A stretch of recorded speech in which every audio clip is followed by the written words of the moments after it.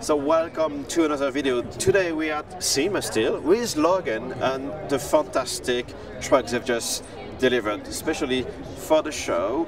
And Logan and I met 2 years ago exactly, following the Legacy EV training.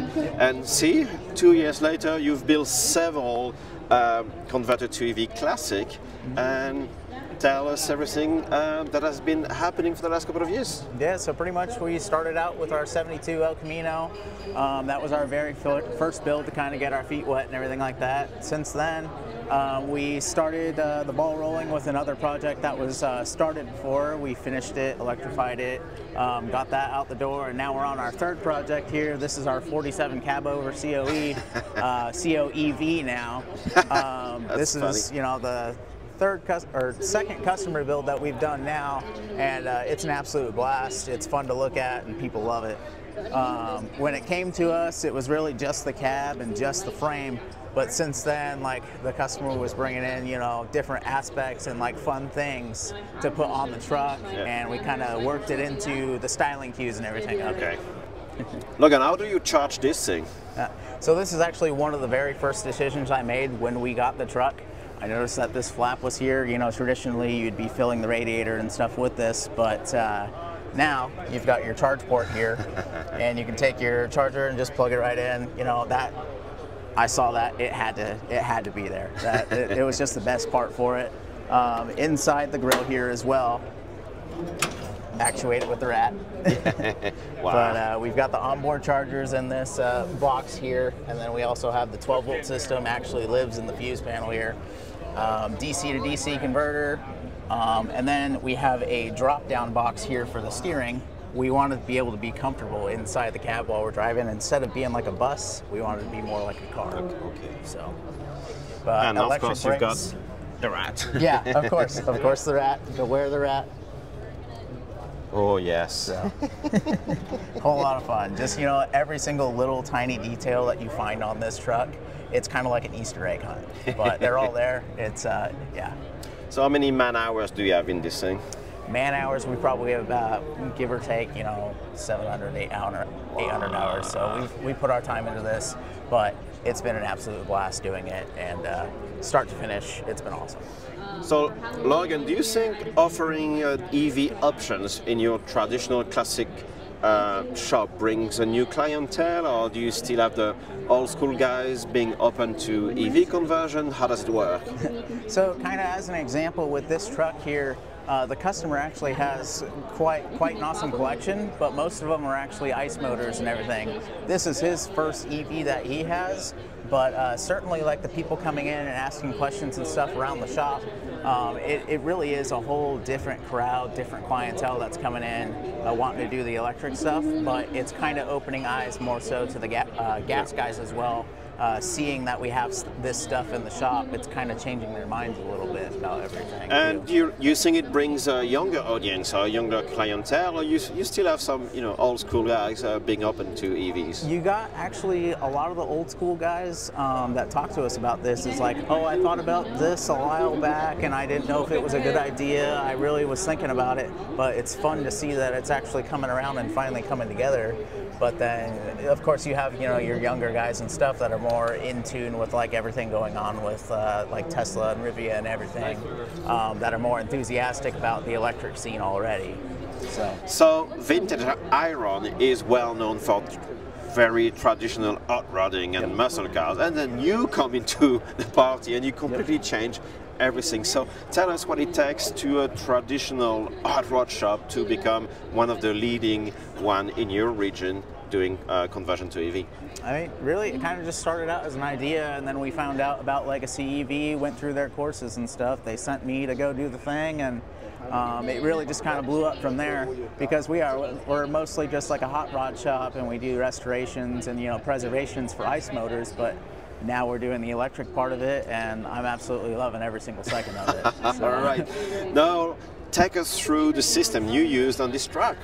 So, can't really see much on the system here, but if we walk around, we'll take a look at really what's going on here. What's going on? Yeah, so we've got the ReVolt system here.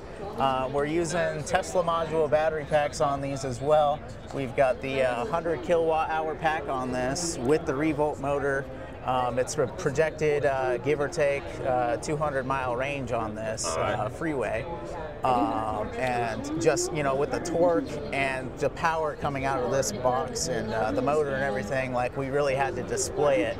And that's one of the power, or one of the styling cues that the customer actually brought up, is he wanted to be able to see the motor. So what better way of doing it than having it here front and center, or rear and center, if you will, and then blasting down to a V drive like a traditional hot rod build, and back to the Ford 9-inch in the back. Let's talk number. How much torque and power are we talking? So torque-wise, we're at about 900 foot-pounds of torque, and horsepower-wise, we're about 650. How do you keep the tires in one piece with so much torque? You just kind of got to light foot it a little bit, but you can definitely get down and boogie with this for sure. Do you have traction control, or you just full sand it and burn rubber? We just kind of keep it tame when we want to, and keep them blasting when we do.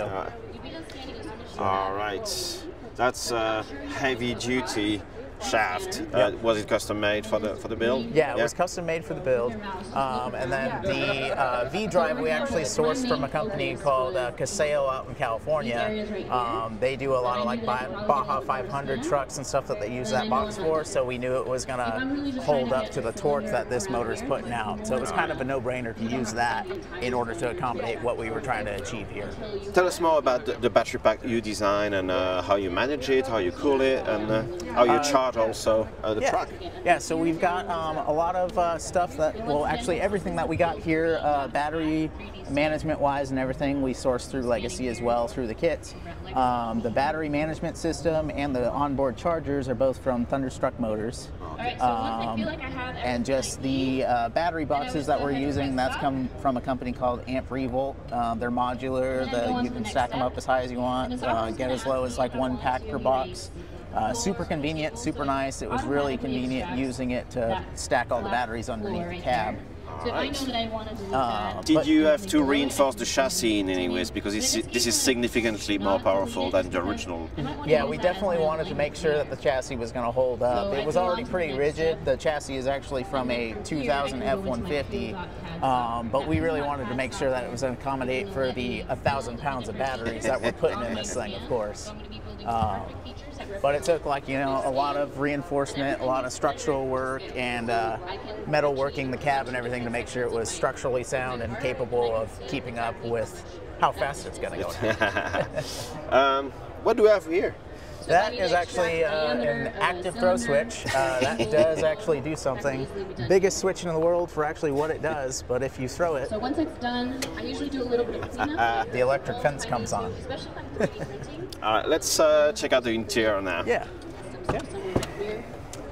Wow, that has nothing to do with the exterior finish. Yeah, so very initially, very different ballpark inside the cab. Criteria for this, the customer's wife wanted to be able to ride in the car. She wanted to be comfortable, and what better way of doing it than making it look super nice, super classy in here. You know, night and day difference from outside. Yeah. But, you know, it's beautiful in here. How did you manage to get those dials working? So the gauges that we have in here is actually Dakota Digital. They have a bolt-in kit that you actually get for these trucks. So we've got that going. All the gauges pretty much do something accommodated for the EV system. And then we've got our little gauge here that is the dilithium display. That is the battery management system there. And then we have our iPad here as well that we accommodated into the dash. That is going to be the EV controls and monitoring for the actual motor controller itself. That's one hell of a top shop. How much did you cut from the roof? Actually, we didn't actually do the chop. Yeah. We just finalized it, but I believe it was about 4 or 5 inches. All right. So it looks a lot better. But yeah, we finalized it, and it really, really does look nice. All right, what's the future for this build, and then for you and the business? Where are you heading? So pretty much right after SEMA, we've got a couple things to wrap up on this. We're going to finalize the AC system and the heater inside it, and then pretty much it's going to be out the door. We'll probably get it back here and there to take to shows and just, you know, general maintenance. But on the horizon, we do have a El Camino that we're going to be doing. All right, 59. You do like your El Caminos. We do like our El Caminos, yes. So, whole lot of fun. and it's just been super awesome to be able to be in this industry doing this kind of thing. So what's your take? Where do you see the industry go in your niche of doing hot rod electric classics? It kind of really seems like a whole different ballpark, bringing the you know, the rat rod style into the electric scene now also, because it's, you know, you get here at SEMA especially, you get a lot of the guys that are coming up that love their traditional rat rods. Yeah. And then they realize, oh wait, I'm in the EV build. Oh wait, it's electric. Oh wow, that's awesome. So it's really, this is a very good example of how things are probably going to be moving going forward, because you have two different car cultures coming together. And I believe it's going to continue to progress in that sense. All right, very good, Logan. Where should viewers come and check you out? We're at Vintage Iron and Restoration. We're in Scottsdale, Arizona. Right. So if you're ever in the area, feel free to stop by and check out what we're doing. And I highly recommend you visit those guys. They have a fantastic shop with maybe 40 to 50 cars, yep. You know, yep. Always worked on or being completed. It's a fantastic place. It's almost like a museum. I highly recommend the visit. Guys, if you like what you saw today, let us know in the comments below. Give us a thumbs up, and guys, we'll see you in the next one.